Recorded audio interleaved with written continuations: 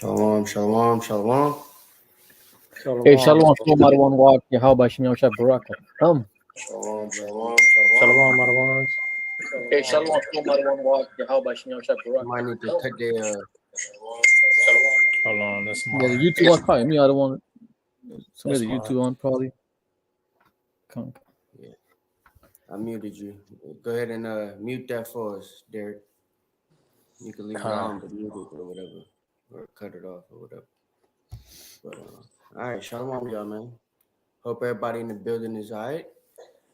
Y'all hit the like button as y'all come in the building, Baba Kasha. Only announcements I really got for y'all today is the RSVP. Right? Hold on a second. Let me make sure. All right. Yeah. Just make sure that your RSVP for the next new moon, both for North Carolina and for, of course, Atlanta. And also for the Feast of Tabernacles. Y'all could go ahead and start your RSVPs for that as well, right? In your respective places that you're coming from, how many people you got coming with you, all that type of stuff, right? So that we could go ahead and start making arrangements for that. Because you know, we see that stuff on the news. We want to make sure that in case they start doing shutdowns or whatever it might be, right? Recession happens, whatever it is, we could go ahead and secure a spot so that our feast day isn't affected by any of that stuff, okay? So as y'all see the title of the lesson, it's not really going to be too long today. It's just a little lesson on leadership. Figured we needed this on Milk Monday, it being Milk Monday. So, there's a couple of things going on in Israel, you know, as far as leadership is concerned, that I know a lot of people have seen. Certain camps letting Edomites come through, and certain camps still talking about other brothers.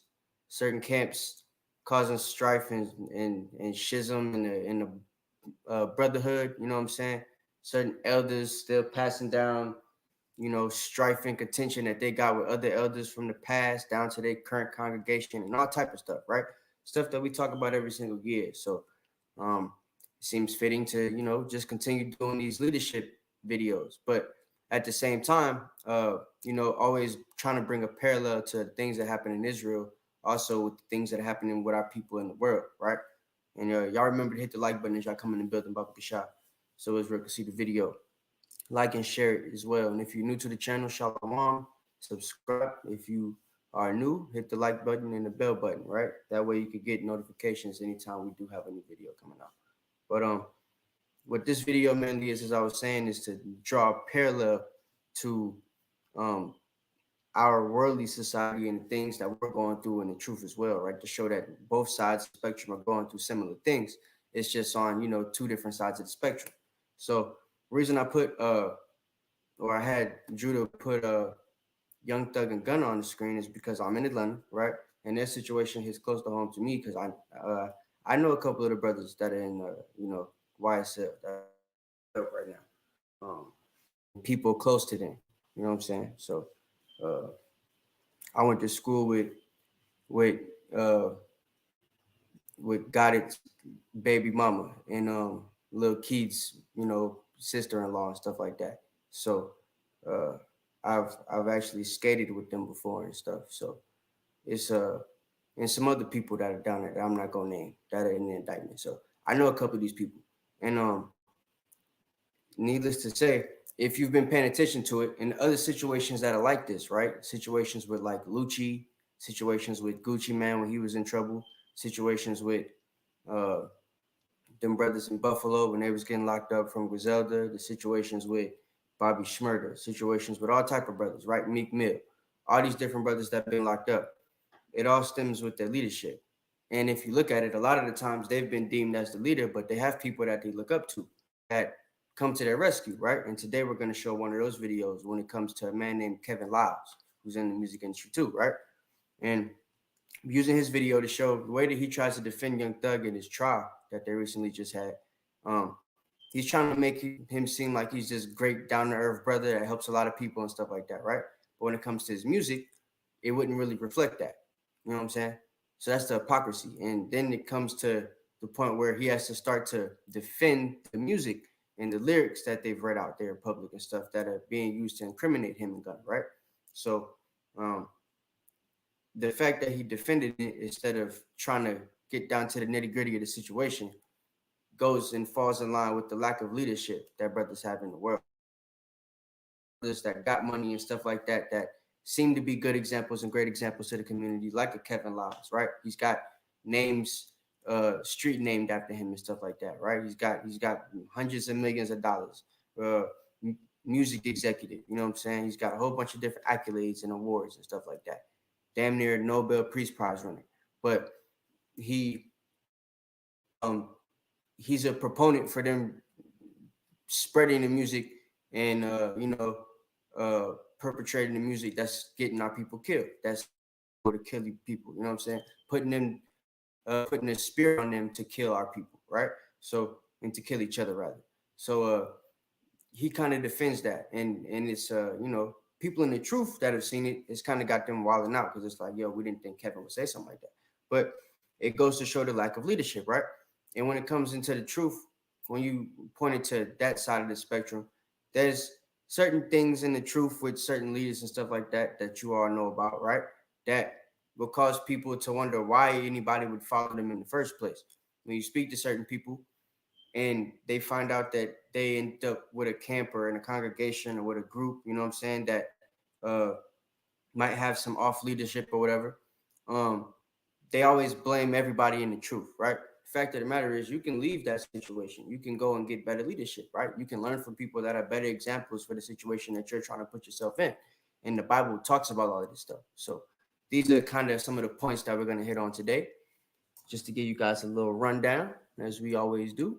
So give me just a second. Let me find this video because I didn't pull it up. All right. Hold on a second. I think we okay. Let me cue this thing up. All right, so what y'all could do as usual, get your pen, your pad, your notebook, your apocrypha concordance, and we're gonna get this lesson going. It's gonna be quick. We're just gonna watch a little clip of this video, show what I was talking about, and then we're gonna get some scriptures and get up out of here. All right. So won't be too long of a night tonight.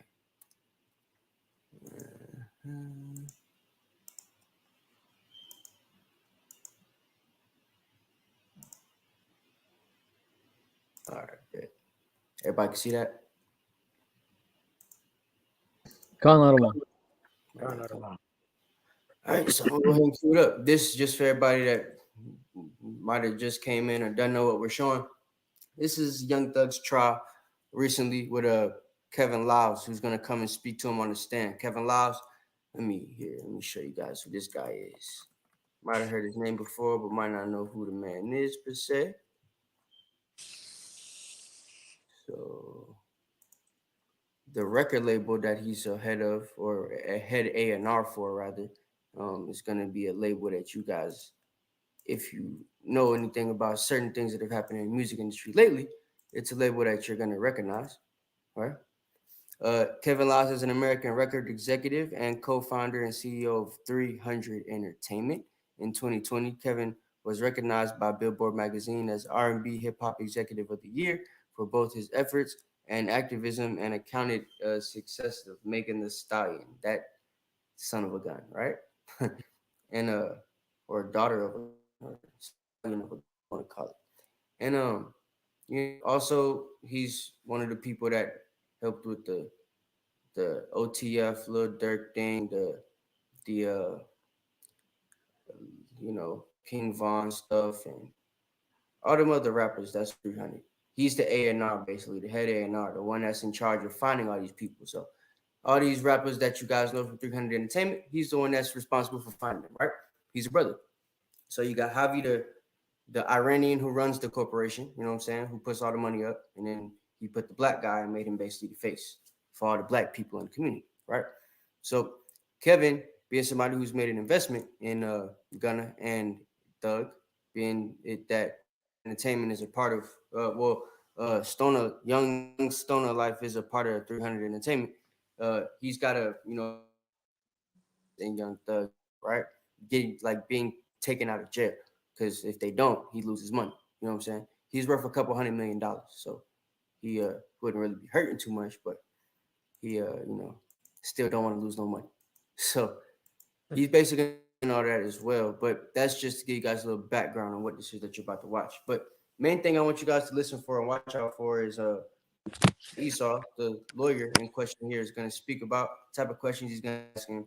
And I want you guys to listen to the way that Kevin responds as far as his leadership qualities, right? He's a man that Esau has let become very, very rich, right?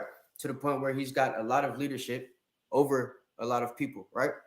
He's going to tell you how many people he employs, and that's just at his specific business. That's not even the amount of people he has actual influence on, right? So these are all things you have to think about.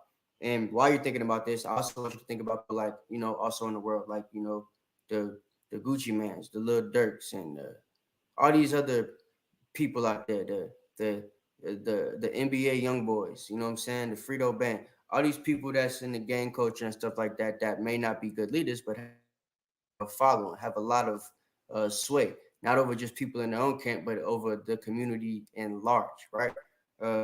Listen to their music at large and have a way of getting into the minds of these people with the music that they play, making them act like them or the way that they portrayed themselves to be in the music that they make, right? So, and I want you guys to also listen to how Kevin defends that, even though he knows that it's something that the white man has used against us, which is also something he's going to explain here as something he's defended. So check all this out. So y'all hit the like button when y'all come in, and we're going to go ahead and get started. Let me fast forward. Violence. She has partnered with Travion Wanted Vets, let me play trying to stop gun violence and trying to get people not to think that this is a video game. Shooting is okay, and that everybody needs to speak about their controversies and their disputes and put guns. And she wanted that to be known, and there is a video if you want to see it. But otherwise, that is my problem. So the first thing, like I did want to skip through it, but since we heard a little bit of it, that was a woman who's basically saying that Young Thug is somebody who's working with Trayvon Martin, Breonna Taylor's mother, and a bunch of other people's moms who have been killed by police and in acts of violence at the hands of white people and stuff like that, right? And how he's a huge proponent for helping them, and how he's crucial in helping them, get money and work out their things and stuff like that they're doing, all their little activism movements and their donations and stuff like that, right? He's a big contributor and all of that. So what he's was trying to do there was, obviously bring or shed a good light on good old Jeffrey, right? He's even calling him Jeffrey. Now, one person is going to refer to him as Young Thug. Nothing sounds harmful about the name Jeffrey, right? But when you listen to his music, if you know certain things about the brother and certain things he's done, certain things his people have done, it goes completely against the stuff that he's helping Trayvon Martin and Breonna Taylor's mother and all these other mothers with, right? In the situations that they're going through. So he's even rapped about doing with certain people's mothers and stuff like that, putting them in certain situations, right? Maybe shooting at them and stuff like that. So while also helping these people's mothers. So, wanted to put that out there. And also the fact that this is all going to be defended in a minute by his father figure. I'll accept your confidence. Fine, sir. Now, next is he's a witness here, Mr. Kevin Liles, which is Liles, and he has known Mr. Williams since Mr. Williams has been just an adult, and we'd like him to come and talk about the factors for bond. He is with the record label, and he has come here to give testimony on behalf of Mr. Williams he was out of state. He lives in New York, but I don't know where he flew here from. All right, where's Mr. Lyons? He is right here, Your Honor. All right. Sworn witness. Good afternoon, sir. How do you, Mr. Steele? I'll let you know. Can you do me a favor and educate the Samba Court on who you are, your background? The court may not be familiar. Your Honor, I'm a 54-year-old father of four. I'm kind of emotional because how good this guy is. I have. Now, hold on. Before we start, can we get some scriptures, please? Y'all ready to read some things, right? Okay. Because he's about to talk about how good brothers are, right? And this is, Also, as I said, look at the parallels of how this goes with the truth and certain things that y'all know now. We're not going to talk about it because, don't want to shed light on certain situations. Y'all know what's going on in Israel. So, y'all got Facebook. So, let's get Acts chapter 20, verse 28. Let's start with that. And then whoever's not going to get that, get Ezekiel chapter 3 and verse 17. Come, I'll get Ezekiel. All right. So, Derek, you can get Acts. We're going to start with that. Acts chapter 20 and verse 28. Khan, Adama. It's the book of Acts, chapter 20 and verse, you said 28, right? 28. 28. Take heed, therefore, unto yourselves and to all the flock over the which the Holy Spirit hath made you overseers, to feed the church of God, which he hath purchased with his own blood. Mm-hmm. For I know this. So we're supposed to take heed of ourselves because we're overseers of this flock, right? Obviously, brothers like Kevin, Young Thug, Gucci, Lucci, Dirt, Baby, Big Baby, Little Baby, Small Baby, Tall Baby. None of them know what's really going on, right? But us as people in this truth, us as people that follow the scriptures, us as people that are quote unquote woke, right? Conscious. We're supposed to take heed of ourselves, right? And be in a situation to be able to teach our people this as well, right? Give me Ezekiel chapter 3 and verse 17. Come, the book of Ezekiel, chapter 3 and verse 17. Son of man, I have made thee a watchman unto the house of Israel. Therefore hear the word at my mouth and give them warning from me. Right? So that's what we're supposed to do. We're supposed to hear the word and give them warning from the Most High, right? No matter what it is. Go back to verse 11, right? Verse 11. And go, get thee to them of the captivity, unto the children of thy people, and speak unto them, and tell them, thus says the Lord God, whether they will hear or whether they will forbear. You see that? So that's what we're supposed to tell them. We're supposed to get them in the mindset, this is what it is, whether you like it or not, right? Whether you like it, understand it, believe it or not, as the Honorable Priest Sabak always says, right? So what we got to understand here, give me Proverbs 16 and 12, right? Main thing that brothers in the world, out the world, got to understand, in your whole walk of life, right? A bishop, a king, a leader is supposed to be blameless, right? So we're supposed to practice righteousness, right? Even if you're not in the law per se, even though we know righteousness is the law, whatever you think righteousness is, that's what you're supposed to be practicing for the brothers that are in the world, right? That's what they should have been taught, to practice righteousness, whatever they were taught righteousness is. Problem is, brothers aren't taught that no more, which is what makes it harder for us who know what righteousness is, being the law, to teach our brothers that are in the world this stuff, because it makes it, makes them less susceptible to hearing it. You know what I'm saying? Because brothers ain't teaching this no more. Brothers is teaching do what you want, self-expression, right? And Kevin is one of those people that are fighting for them to be able to express themselves however they want. Their self-expression of shooting people with guns, popping mollies, and beating women or whatever, killing women, shooting women, stabbing women, raping women, and the women, saying they don't need nobody, they F nigga free, excuse me, So all of that stuff, right? That our community is into right now, and Kevin is making money off of it, right? So him and other brothers like him, Jay-Z and other people, right? They're fighting to keep this stuff going, even though they hear people like us saying that this stuff is what's hurt. It's helping, it's contributing to hurting our community, right? So give me Proverbs 16 and 12. God. It's the book of Proverbs, chapter 16 and verse 12. It is an abomination to kings to commit wickedness. Mm-hmm. For the throne is established by righteousness. So that's what has to be understood here, right? It's an abomination for kings to commit wickedness. So for you to be a king, the leader of your community, the leader of your set, the leader of your crew, whatever it is, right? You got to be somebody that's righteous. That way they have a righteous example to follow. Otherwise, you're going to end up in a situation that all these brothers that we keep seeing end up in, right? They end up locked up and their whole crew goes down with them. They got RICO cases that you guys can keep doing the stuff that y'all doing, so y'all can keep rapping about the stuff that y'all rapping about, and then they could take all of y'all down at the same time like they keep on doing, right? They started doing it with the gangs, the gangsters, right? The gang leaders. All the big time brothers, the ones that had control over the community, they all went to jail, right? Folks like Lil Durk Dad, and then, Larry Hoover, Meech and them, right? My pop's generation.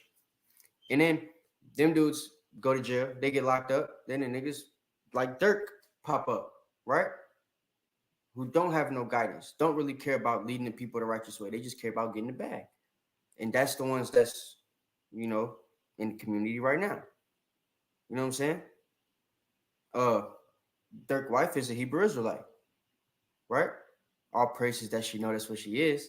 Dirk daddy could say it, that's all that, like, he could say it all day long that, hey, she's a Hebrew Israelite and he's a Muslim, so they're bringing the two communities together and all this stuff that they like to say, right? But she don't really practice it. She don't dress like a Hebrew Israelite. She don't act like a Hebrew Israelite, and he don't either. He don't act like a Muslim or dress like a Muslim or a Hebrew Israelite, right? They're both niggleites. Yeah, that's right. That's it. That's all, right? So they're an unrighteous example for our community. Doesn't matter what type of title they hold. That's why it's example for it's important for us to continue to push this truth, continue to, y'all keep pushing the videos and stuff like that, because you'll be surprised. A lot of people are seeing them.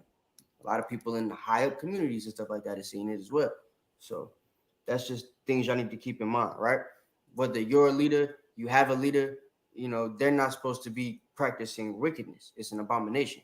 They're supposed to be a righteous example for you at all times, right? They got to be blameless, because if you see something that's wrong and you feel like, hey, I just seen my leader do something he wasn't supposed to do, that weak-minded brother, that weak-minded sister could be thinking, hey, well, if the Most High got them in this situation, right, and they're able to do this type of stuff, that's what makes them think they could do wickedness too, right? You're rewarded for getting this done, you know what I'm saying, for doing work, living life the way you live in it. So why can't I get the same thing? And then brothers end up dying trying to be like you. Or all y'all get locked up like we're seeing right here, right? Yep. So just wanted to put them 3 scriptures out there so everybody gets a background of what a leader is supposed to be. And now I want you guys to listen to what this quote unquote leader is and how he's teaching brothers to be, right? Morgan State University. I built a stadium in my old school. I have a street named after me. I have all kind of honorary doctorates. I employed probably 5,000 people. I was the president, the CEO of Def Jam. I've been in this music called hip hop for 38 years. And for the life of me, I don't understand why I have to testify the good that hip hop has done around the world. I've also started a company with Jeffrey called Young Stoner Life. And I remember what he said to me. We're not just starting a company. We're going to change some lives. And that's what he's done. And he's definitely changed mine. Mr. Now, first statement I want to make. He's definitely changed some lives, right? When he first made the company, I bet everybody was making money. He passing out the bread, right? Got everybody in new cars and all that type of stuff. Brothers getting penthouses and turning the trap house into a Mac house and everything, right? So, like, that's what brothers do, right? When they get a little bread. But now everybody that he brought up with him that he was helping out, they all on paper in the RICO case with him behind bars. So who getting help now? And for the brothers that ain't in that situation, like good old got it in them, right? They in a situation where they just can't make no money now. Because they wasn't in a position where they were leading anything, right? So now whatever money they had is gonna get blown because they're trying to keep the lifestyle up that they have to, make their little Instagram followers happy and stuff like that, so they could get that little check, keep that coming in, right? That money gets blown eventually. Then you start having to do crazy stuff. You might have to start acting the way you was rapping, right? Even if that ain't the type of person you are. You know what I'm saying? Life. All because the big man got locked up because he wasn't actually a righteous example. And the people who was following him in whatever example he was leading, they got locked up with him. And they just happened to be the real breadwinners of the dang group. They was the ones really making the bread for everybody. You know what I'm saying? So now the ones that didn't get locked up, they didn't lock you up. They didn't put you in a RICO case because they knew they didn't need you. You wasn't beneficial to the group. You didn't mean nothing to the movement for real, right? So they let you stay on the street. But if you meant something, they did their research for 10 years, 12 years, however long it was, and now you locked up. You know what I'm saying? That's how Esau is. That's true. He's a cunning hunter. Don't matter if he put little Eve in front of the movement to make it seem like she's running things as a district attorney. Esau the one doing the work. Esau's detective gear, all his equipment is doing the work. It wasn't black people that was running Atlanta in 2010. We just running it now. That's true. You gotta understand that. They started looking at Jeffrey a long time ago. Right? Because you gotta look at who he's connected to. He's connected to Gucci, he's connected to Big Bank, he's connected to Bigger Rankin, he's connected to all the big bloods in Atlanta, right? All the E5 Negroes. Huh? It's a lot out of one. Weed wearing brothers. Yeah, what's up? Hey, I don't want to, and it's even like that out here in the streets. I don't want. It's like when they pull over these meth heads or these people that are doing the drugs, they don't care about the drug addict. They want the big shot. They want the big wig, but they let the big wig get that money for a certain amount of time. So when they have like these of course these drug dealers, they buy houses, they buy these cars. That's when they want you when you're up there, so they could really build a case against you. Right. Not you. You got to learn. Like look at the old dudes that's in the rap game, right? Just since we talking about that as an example, look at people like Nas, right? Jay-Z, Diddy. They had brothers and friends that was in the streets, brothers and people that was in gangs, folks that did hits for them and stuff like that, right? But they wasn't hanging around them people. They didn't keep them around them all the time. That way they didn't look like a target. They didn't look like, oh, this is somebody we need to take off the streets, right? Even if they're not doing righteous stuff, because I'm sure they don't, right? They at least made it look like they wasn't these wicked individuals in public, right? That was the way it used to be back in the day. Now brothers don't give a damn. I'm gonna live how I want to live. I'm gonna show you how I'm living. You know what I'm saying? And that's that. That's true. That's how they doing it now, right? But now brothers is paying for it. You know what I'm saying? And the same thing's going in the truth, ironically, right? Brothers in the truth and certain camps and stuff like that was, hey, I'm gonna do things so I want to do it. It's gonna go like X, Y, and Z. And now the Most High is exposing all that type of stuff, and people are seeing it for what it really is, right? So parallels are aligning. Lyles, how long have you known Mr. Williams? I was a fan for probably 12 years, but I personally got to know him over the last 10 years. Okay. And have you signed, or your company signed Mr. Williams? Yes, he signed to us. And I hate saying that he signed to us because it's my partner, but we have two deals. One deal is a deal for him as an artist, solo artist, and the other deal is for Young Stoner Life. And I know this is personal, but financially, there's been testimony that if this trial, and I'm not saying the court would allow it, but if it doesn't take place for a year, there'd be over $1 million in expenses just for 24-hour security of police officers to ensure, off-duty police officers' second jobs to ensure Mr. Williams does not flee, does not get types of weapons, does not intimidate a witness, is not a danger to community or property in the community. Can he afford, from your personal knowledge and how much money he earns, can he afford that type of undertaking? Jeffrey can afford it, and I can afford it, so it will be paid for. And you are willing to back him as well? I'm willing to back him personally and professionally. Okay. So as you see, no matter what, he's willing to back him, right? So let me fast forward a little bit, get to the nitty gritty. Hold on. Let's start right there. But I think we were meant to be together. Jeffrey is not just an artist. He's an influencer. He's a person that I think was put here to change the people around him. And he's so talented. He's creative. He's innovative. And he's fearless. He's a risk taker. And those kind of people. He's talking about, he's fearless. He's a risk taker. He'll wear a dress. You know what I'm saying? He'll say a bunch of gay stuff in the music. You know what I'm saying? I call them change agents. Which is exactly what they call people like Lil Nas X, right? Change agents, right? Same type of stuff. This is the leadership in the Black community. I'm not signing this artist. I'm raising a young man. He looks at me as a father figure. He's not, like I said, we can't limit it to just his lyrics or his music. He's a young man, and he will be a contributing citizen to this world. And that's what I invested. And I truly believe this whole thing that people are talking about, it's not him. The Jeffrey I know, giving me clothes off his back. The Jeffrey I know, I'm giving my kids, he giving me his kids. That's the Jeffrey I know. You mentioned lyrics. There's been a lot of... So you see the picture he's trying to paint of him? Now Esau is going to get to the nitty gritty, right? You mentioned the lyrics. So let's see exactly what the deal is here. Argument by the prosecution about the lyrics in songs. Can you explain, if you have the insight, what is selling in the rap industry dealing with the lyrics, and why are they being promoted, and why are people wanting it? Your Honor, you've I don't know how old you are, but no. Older than you. So I've been fighting this battle for over 40 years. It's not new. And it's funny how we're the #1 music in the world now, and they want to bring this back up.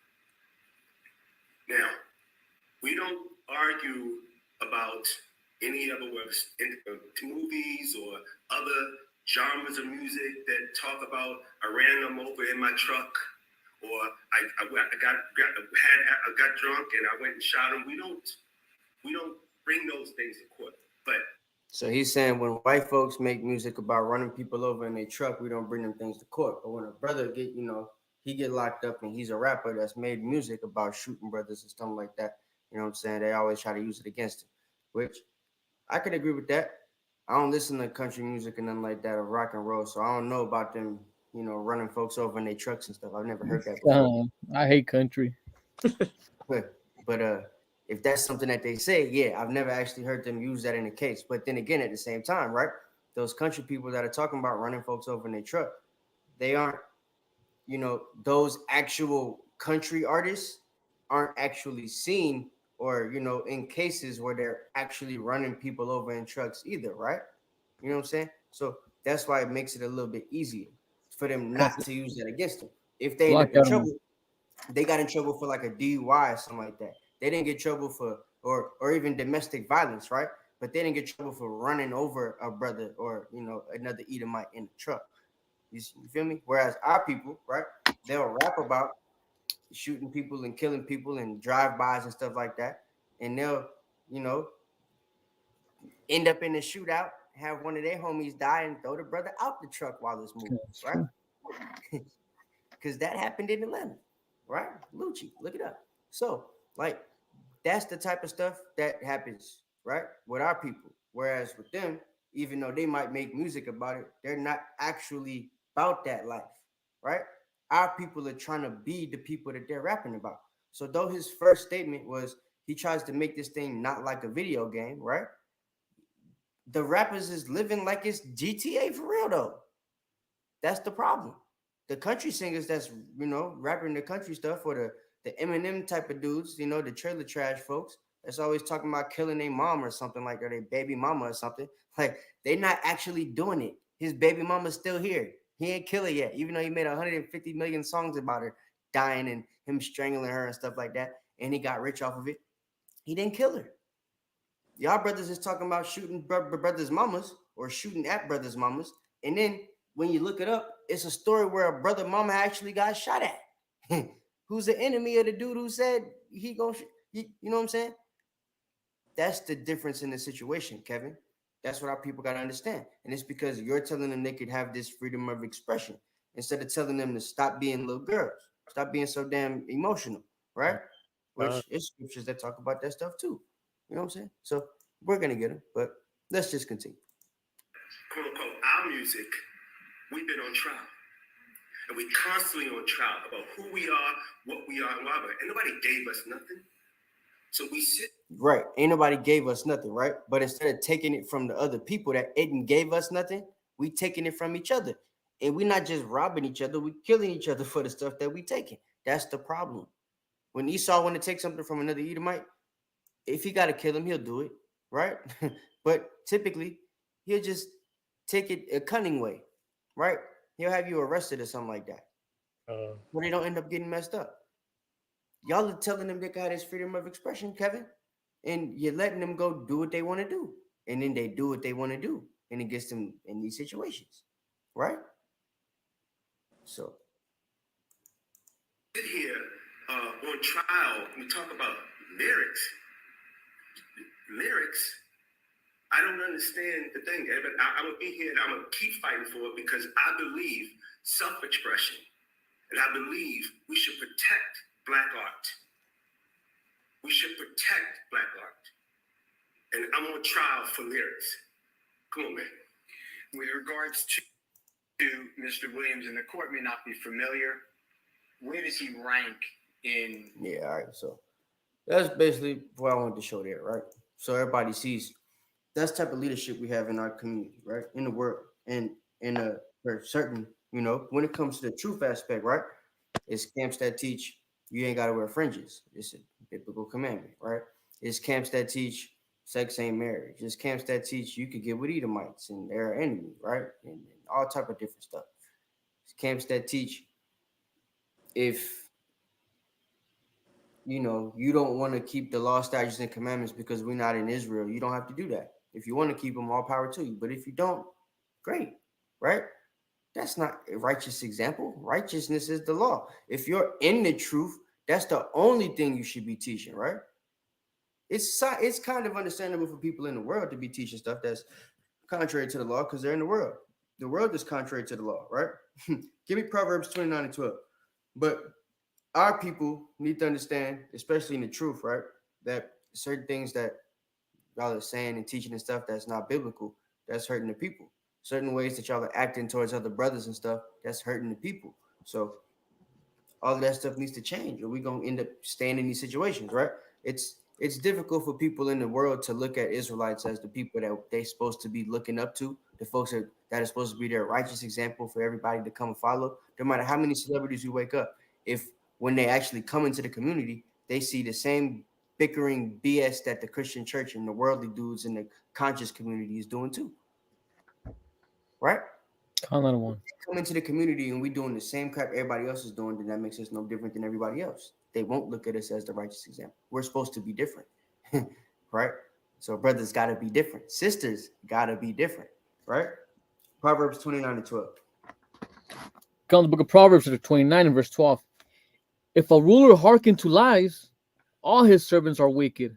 Mm-hmm. Is that it? If a ruler hearkens to lies, all his servants are wicked, man. Right? What that mean? So Kevin just told you he's a man that runs over 5,000 people, right? He's got influence over millions of people in the industry, out the industry, right? Because the people who has influence in the industry, they have influence over millions of people that are just in the world, right? Huh? You ever seen NBA YoungBoy fans? Most of you older folks probably don't even know who that dude is, but I bet your kids do. Little white girls know who NBA YoungBoy is, and he's a young gangster rapper, right? The boy with the 2 knots in his head, or 3 knots, whatever it is. You know what I'm saying? He fought too much times. Like, if you ever seen his little fans, boy, his fans is crazy. When girls start to rapping his songs, they turn into little boys, for real. They voice get deep. They start yelling like he be yelling on the song. It'd be that type of situation. You know what I'm saying? So what needs to be understood is there's a spirit that comes over you when you do those type of things, right? When you're listening to that type of stuff.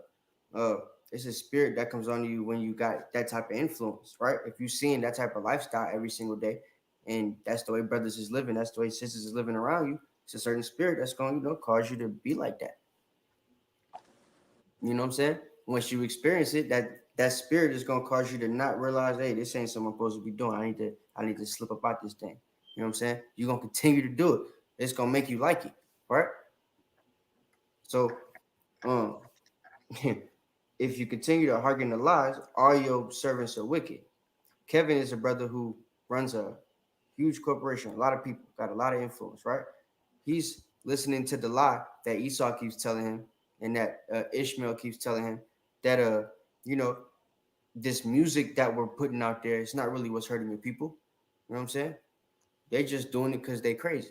It's not all of them. It's not the rappers' fault that the brothers in Chicago and Florida and Detroit and Flint and California, Texas, Missouri, right? All these places, New York.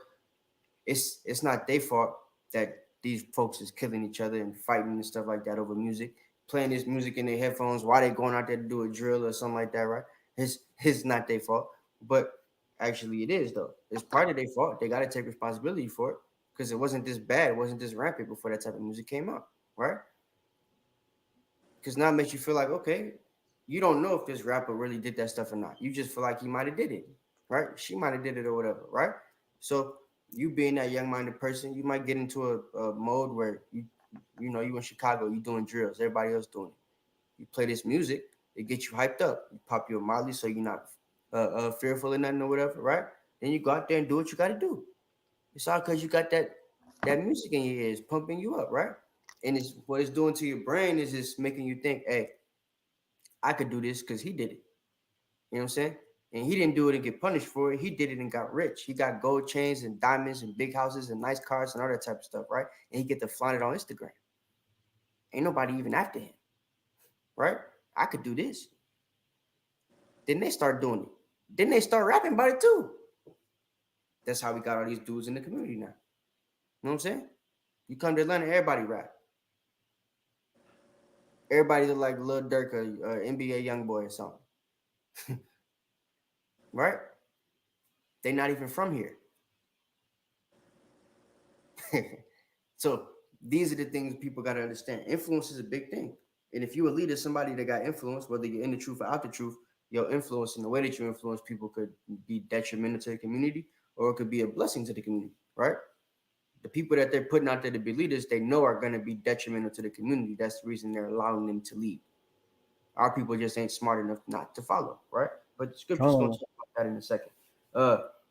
Give me Proverbs 29:2 since you're there, y'all all. And then there, give me Hebrews 13-17. Comes book of Proverbs 29 and verse 2. When the righteous are in authority, the people rejoice. Uh-huh. But when the wicked bears rule, the people mourn. Right? See, look, if Israelites was the ones that was put on the radio, if they was playing brothers music and stuff like that and playing videos of us teaching like that on the radio all the time and stuff, the community would be completely different, right? If brothers in the community was able to rap about stuff like brothers was rapping in the late 80s and the 90s, like KRS-One, Pro Righteous Teachers, and all them type folks, right? The knowledge, even Busta Rhymes for a time, right? So it's like folks like them, Nas too, right? Folks that was kicking knowledge, trying to teach you how to be something and like yourself and stuff like that. If we was able to rap that stuff again and put it out there in the community and it would sell, you know what I'm saying? We'd be in a better situation. Now they're trying to teach you that stuff's not selling no more. What's selling is the shoot, you know, bang, bang, shoot them, kill, right? But that's only selling because that's what you're giving us. Black folks buy what you put out there. Right? We showed you that. They let Kanye put out a shirt with a bunch of holes on it with some dirt stains, and people bought it for $300-$400, bro. You understand what I'm saying? Hey, that's true. Negroes buy what you put out there, right? If all you put out there is music where we killing each other in the music, or stripping in the music, or taking people girls in the music, or whatever it is, right? That's what's gonna happen. They're gonna be influenced by that because that's what they're gonna buy. That's what they're listening to all day long. They know that, right? Country music is all about drinking beer and relaxing. What do country folk do? What the hillbillies love to do? Sit in their little rocking chairs and drink a 40, right? Drink a beer. The same crap, the same junk the racist white people say Negroes do on the porches. Yeah, come on. People drinking moonshine, the hard stuff too. That's it. That's all they can do is sit in the damn chair because the moonshine gets your couch locked. It's a dub once you drink that stuff. So it's like, hey, but that's what they do because that's what their music perpetrates, right? That's true. Majority of their music isn't, hey, I ran him over in my truck or whatever dude said, right? They ain't doing that.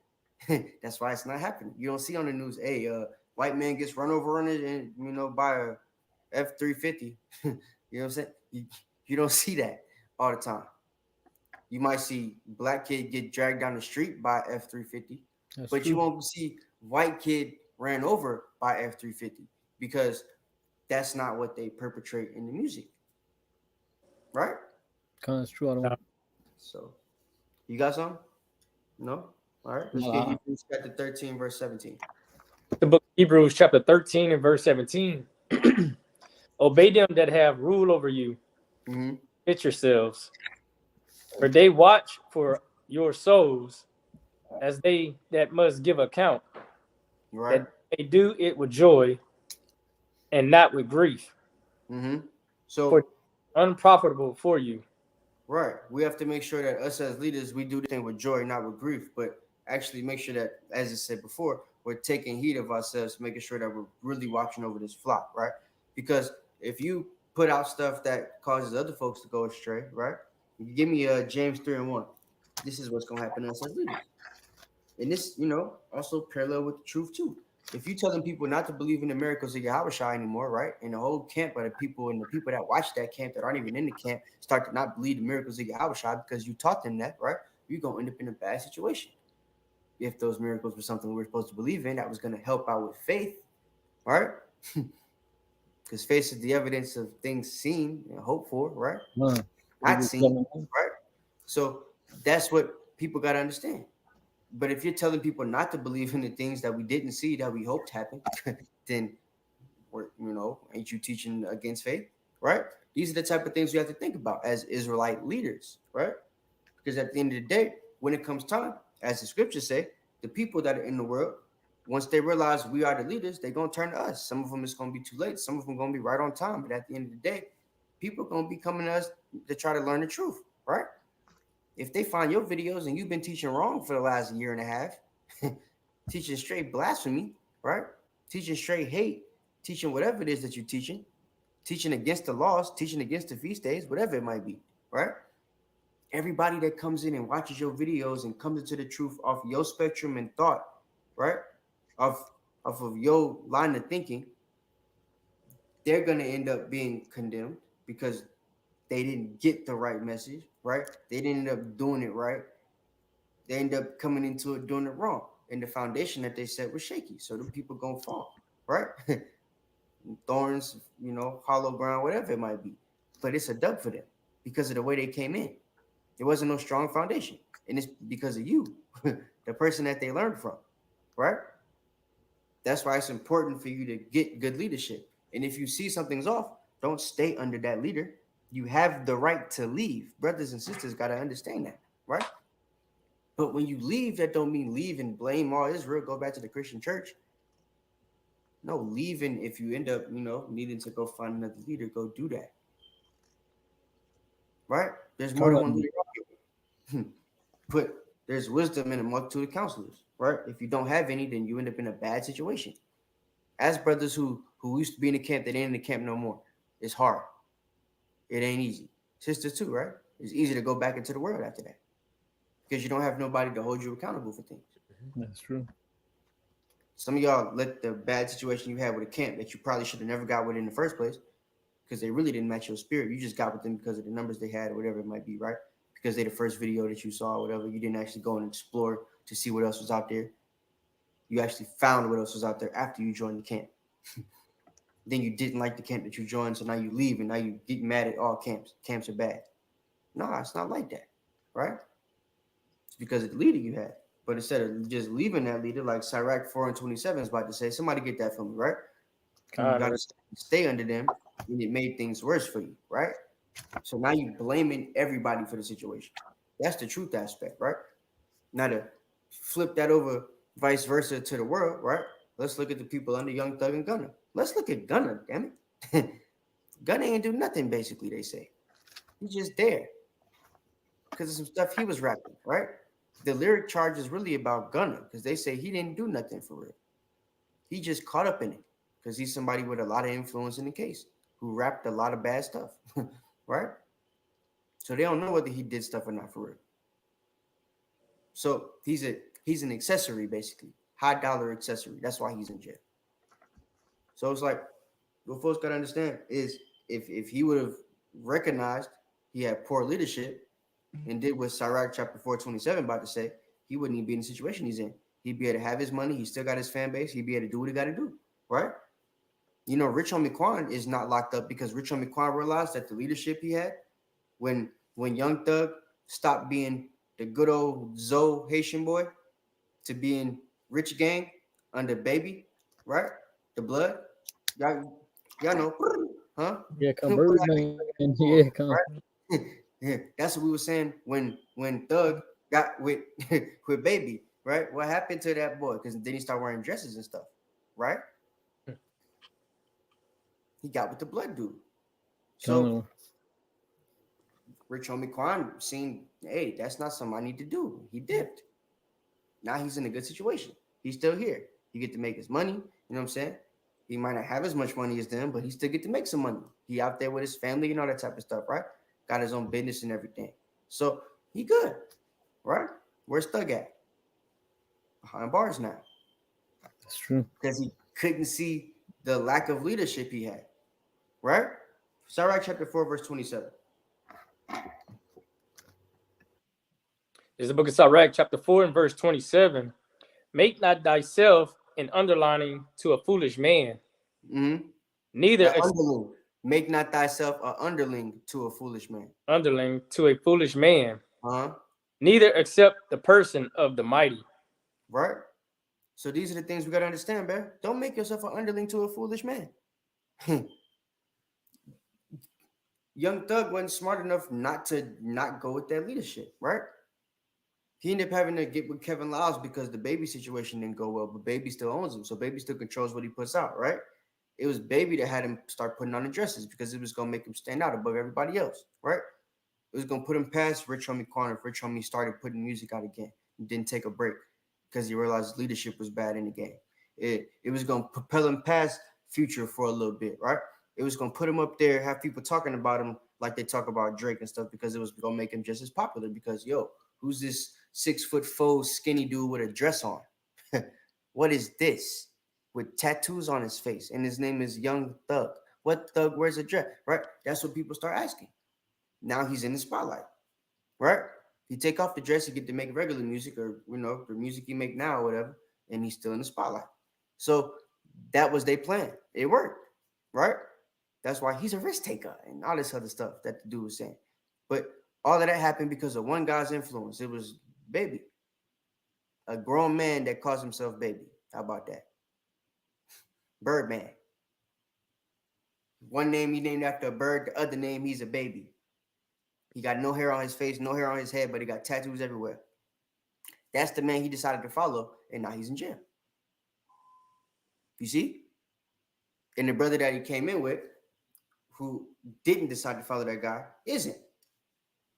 He's not in the spotlight no more, but he still get to make money. He still get to go on tour, right? Still got songs that are coming out. So, and he waking up. Because he got, you know, a little bit of different influence around him.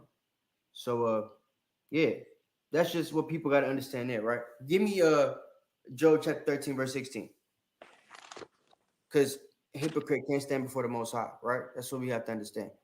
And Thug is basically a hypocrite. There's a lot of leaders in the truth, you know what I'm saying, that teach the things I spoke about earlier, that are doing hypocritical things, teaching hypocritical things, right? So at some point, they won't stand before the Most High. Give me Job 13, 16. This is the book of Job, chapter 13 and verse 16. He also shall be my salvation, for an hypocrite shall not come before him. Right? Most High is going to be our salvation, and the hypocrite cannot come before him, right? So let's get some good qualities of a leader. Give me Exodus chapter 18, verse 19. All right? What is a leader supposed to be? What are they supposed to convey? What are they supposed to invoke? What's a good leader in Israel, right? Exodus chapter 18, verse 19. This is the book of Exodus chapter 18 and verse 19. Hearken now unto my voice. I will give thee counsel, and God shall be with thee. Be thou for the people to God, that thou mayest bring the causes unto God. Keep going. And thou shalt teach them ordinances and laws, and shalt show them the way wherein they must walk, and the work that they must do. So look, we're supposed to hearken into the voice of the Most High. You know what I'm saying? We're supposed to be Godward so that we can bring causes to the Most like to the Most High for the people, right? So we're supposed to act in a way that's going to bring us closer to the Most High, so that we'll know how to move when it comes to the people. That's what our people aren't being taught. Nobody in the world is moving in a way that's close to the Most High. For those wicked leaders that I was talking to earlier, they're not moving in a way that's close to the Most High. And now certain things that are happening with their congregation, right? So these are the situations that we find ourselves in, and we know how to fix them, but for some reason brothers don't. I don't get it. Keep going. Khan, moreover, thou shalt provide out of all the people able men, as fear of Yahweh, men of truth, hating covetousness, and place such over them, to be rulers of thousands, and rulers of hundreds, rulers of 50s, and rulers of 10s. And that's what you're supposed to be doing, right? That's why it's a good thing to have a camp. You know what I'm saying? To me, it's a great thing to have a camp. Phenomenal thing. Because a camp teaches you to be these type of men. The men that we were commanded to build up and to put forth into the nation, to teach the nation how to be the nation we're supposed to be, right? Above all nations on the planet Earth, right? Above all people on the planet Earth. The camp teaches you to be this, right? That's it. But it's got to be a camp with righteous leaders. Because if you're in a camp that's teaching you, you know, don't wear fringes, don't wear the seal of the Most High, don't keep none of the feast days, go live out in the woods and get you a wife and quit your job. Don't go to college. You know, if they teach you all this type of stuff, what? What if the Most High don't come for, God forbid, 20 more years? You told me to quit my job and I got to go live in the woods? What? Bro, you serious? But it's camps that teach this. Camps that teach this. Congregations, they don't call themselves camps. Congregations that teach this, right? So these are the things we have to understand. These are the brothers supposed to build up. Read verse 22, then you can stop. Verse 22, and let them judge the people at all seasons. And it shall be that every great matter they shall bring unto thee, but every small matter they shall judge. So shall it be easier for thyself, and they shall bear the burden with thee. You see that? And that's how it happens in a camp, right? Righteous leadership. For example, we started HOI Atlanta, right? It was Adawan Shahpar, Adawan Yawal, right? Shahpar goes back up to New York. Yawal gets Naquam. Naquam gets Awan Kanal, right?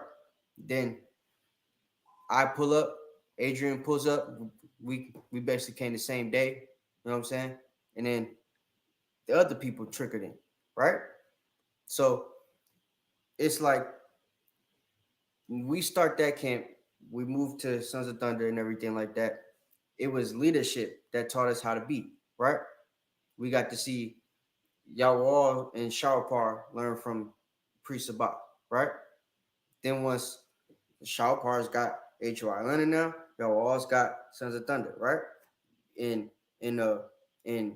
Yawal taught us how to be the brothers we are, right? Kanal helped build me up. Now I'm under Kanal and Yawal, right? So I'm able to help the camp the way that I help the camp and stuff like that. And there's other brothers that came in under me, right? Yaquab and Malachiah and other brothers, right? So it's stuff like that. And now all of us are in positions where you can watch the videos. You've seen them start, you know what I'm saying? If you see me at HOI or you seen them when they first came in, they start not knowing nothing. We all don't know squat. Now we leading people, black shirts, right? And you see the levels happen. You know what I'm saying? You see the progression on the videos. You see the different things that we're learning. You see the progression. You see how brothers were teaching back then and how they're able to teach right now, right? So it's literally in your face, the type of structure and how great things can be if you have great leadership, right? But if you don't, you know what I'm saying? That's now in our face too. The Most High is making those things manifest. He's making it known what bad leadership looks like in the type of situations you end up putting yourself in, right? He's giving us worldly examples and he's giving us examples in the truth of what not to be like, right? So these are the things we need to take heed to. We need to filter those things out so that we can become the community, the righteous example that we're supposed to be for our people on our way up out of here, right? So that when they start looking for us before this famine of the word start, you know what I'm saying? They have an example of good, righteous brothers to look towards. You know what I'm saying? That's what we're supposed to be building up here. All right. What else? Give me Proverbs 29 and 11. And then give me Proverbs 11 and 14. All right. Like, it's just, man. Some things brothers teach I don't like. I don't like it. You know what I'm saying? like the seal thing, right? How could you teach that we can't keep the seal of David? Right. What's the seal of David? Before we get that scripture, I'm sorry. I got to segue for a second. Preach that other one. Give me 2nd Ezra 10 and 22. Okay.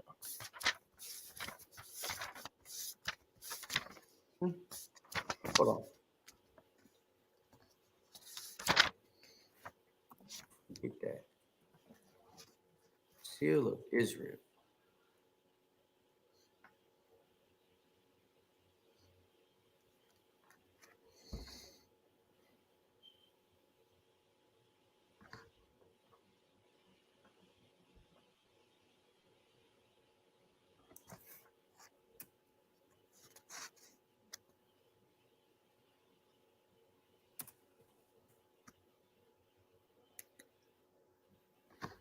Okay.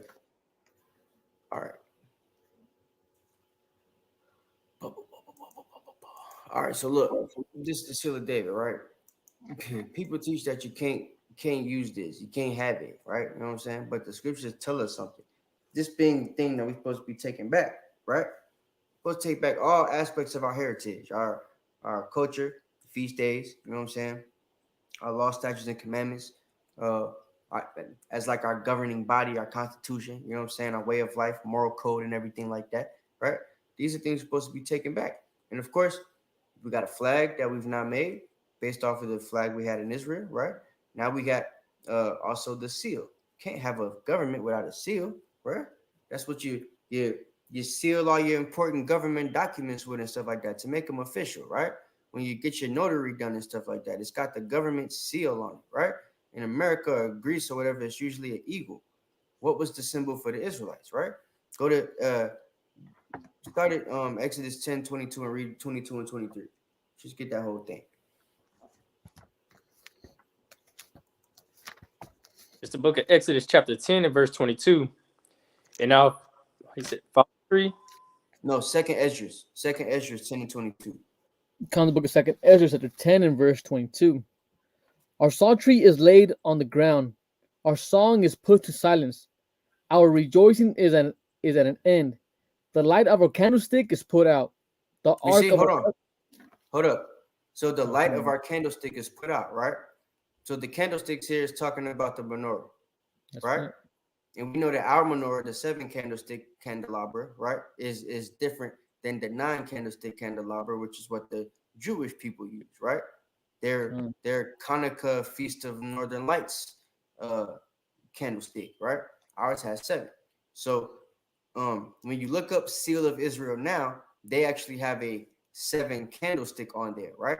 But we haven't gotten to the word Seal of Israel yet, and it mentions the candlestick, so we know that that's not what they're talking about because they just spoke about it. So when everybody understands this seal is talking about the symbol, the only other symbol that you associate Israel with that isn't the menorah, right? Go ahead, keep reading. Come. The ark of our covenant is spoiled. And now it's talking about the ark of the covenant, right? So keep going. Our holy things are defiled, and the name that is called upon us is almost profaned. Right? And the name that is called upon us is almost profane. Why? Because there's a whole nother people that have that name now. They're trying to use it. They don't even spell it right or pronounce it right. They say Israel. Israeli. We got you people that think they got the real language saying Yisrael. Right? When it's Yasharallah or Yasharal. All them Israelites, man. See the difference? Yeah, I don't even want to say nothing, but but go ahead. Keep going. Come on. And the name that is called upon us is almost profane. Our children are put to shame. So that puts us to shame, right? Now we got to argue over how to pronounce our last name and how to spell it. That's and true. what our real language is, and what feast days we should keep, and who's an Israelite and who's not an Israelite. Come on now. Go ahead. Our priests are burnt. Mm-hmm. Our Levites are gone into captivity. Right. Our virgins are defiled. Mm-hmm. Yes, they are. And our wives ravished. Yep, that too. Our righteous men are carried away. Mm-hmm. Our little ones are destroyed. Right? Because now look at the music we're putting out, right? Look at the influences we had. We got little ones getting shot up in the street by police, right? R.I.P. Tamir Rice. Go ahead, Our young men are brought in bondage.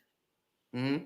And our strong men are become look weak. at what's happening in Mexico, right? We still got Issachar in the border right now. Texas, New Mexico, Arizona, and cages with the electric fence on it, like some dogs or something. Go ahead. And our strong men are become weak. Right. And which is the greatest of all, the seal. Greatest thing of all, the worst of all, right? Go ahead. The seal of Sion has now lost her honor, for she is delivered into the hands of them that hate us. The seal, man. The seal is not delivered into the hand of them that hate us, right? I ain't never seen a Jewish person with an ephod. I ain't never seen a Jewish person walk around with a menorah, but I've seen a Jewish person walk around with a Star of David, right? That's the seal. You know what I'm saying? But for brothers to teach, we can't use that. We can't wear it. We can't have it. Is just ridiculous because it's a symbol in the scripture. And the scriptures talk about all the other symbols we got that are prevalent and known to society, right? You go ask a Jewish person what the Urim and Thummim look like. They probably don't even know what that is.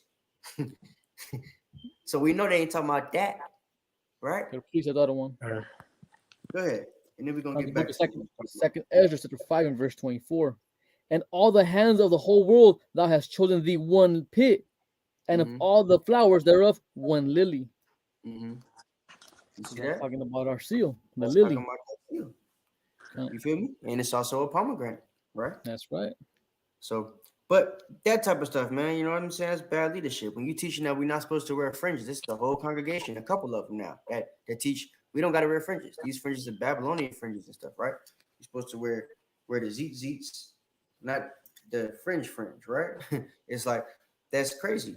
Because there's one in Deuteronomy and there's one in Numbers. Both of them are specified as things we should wear.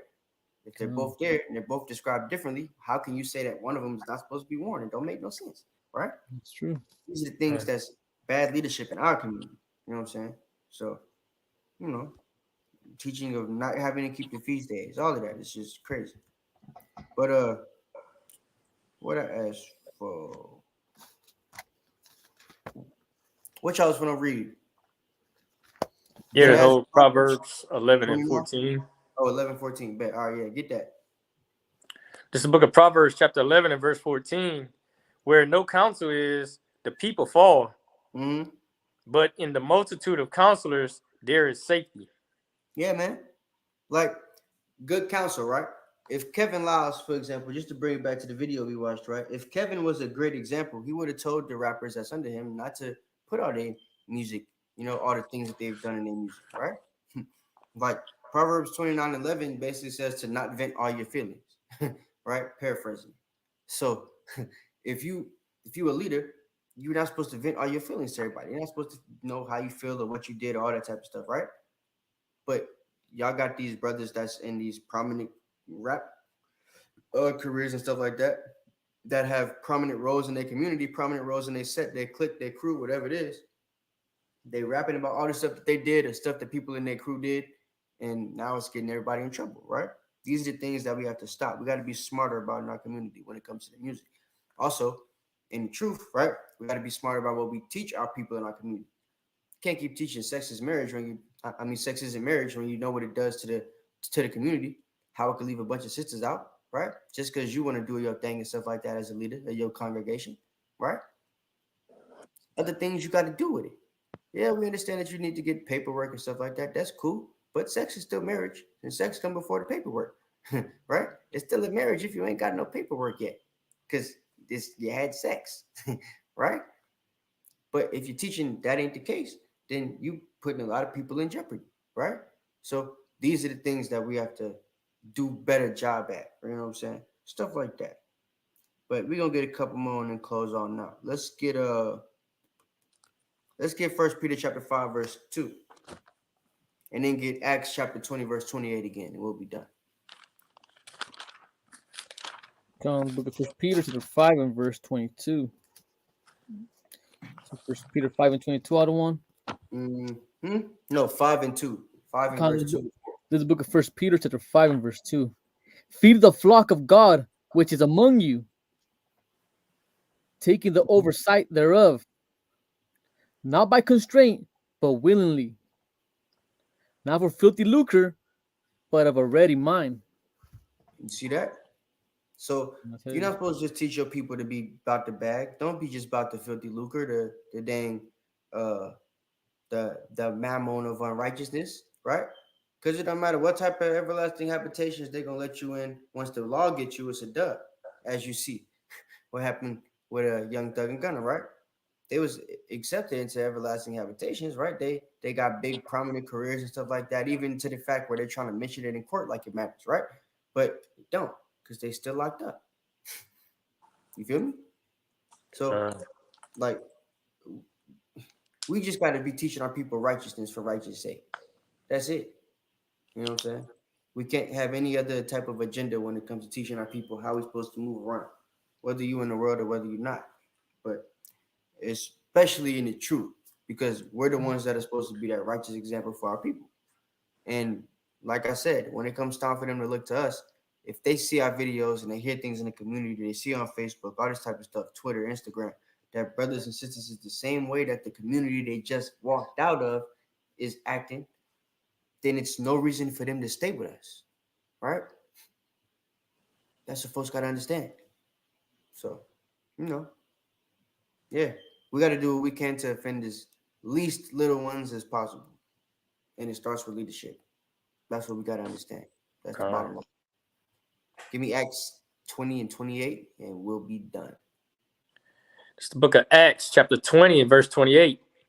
Take heed, therefore, unto yourselves and to all the flock over which the Holy Spirit hath made you overseers, to feed the church of Yahweh, which he hath purchased with his own blood. Mm-hmm. For I know this, that after my departing shall grievous wolves enter. That's it. But that's what we got to do. We got to take heed of ourselves, man. You know what I'm saying? Take heed of yourselves, because you're overseers of this flock, whether you like it, understand it, believe it or not, especially when you came into the truth. It's your job to tell the people what they're supposed to be doing, how they're supposed to be acting. You don't have the right no more when you walking down the street, you see brothers in an argument or something like that. You know what I'm saying? It's just, hey, bro, y'all chill out. You don't have the right not to say that no more. To just walk by and let one of them get shot. You can't do that. You know what I'm saying? You now have to be that person in the community when you see some BS going on to try to, say something about it to stop it. Bring some light to the situation. Bring some education to the people that's doing the BS so that they stop doing it, right? Can't keep letting them continue the mischief. Otherwise, they're not going to stop. There has to be somebody that's, the brothers and sisters that's coming into this truth. They have to be people that's going to stand up, for wickedness. You know what I'm saying? Stand up for the Most High, stand up for the law, and actually teach the people what needs to be taught. Because the leaders that they put in our community are not going to do it. That's why they were put there. You feel me? So, hope y'all like the lesson. You know what I'm saying? Hit the like button, subscribe if you haven't. The water to everybody that prayed for my little brother and stuff like that, that knows about the situation I had happen over the weekend. So, yeah. With that, I'll see y'all next week when I got more time, because I still got to handle that. But, yeah. The water again. I hope you guys have a great rest of y'all week. Be sure to tune into the lessons throughout the rest of the class.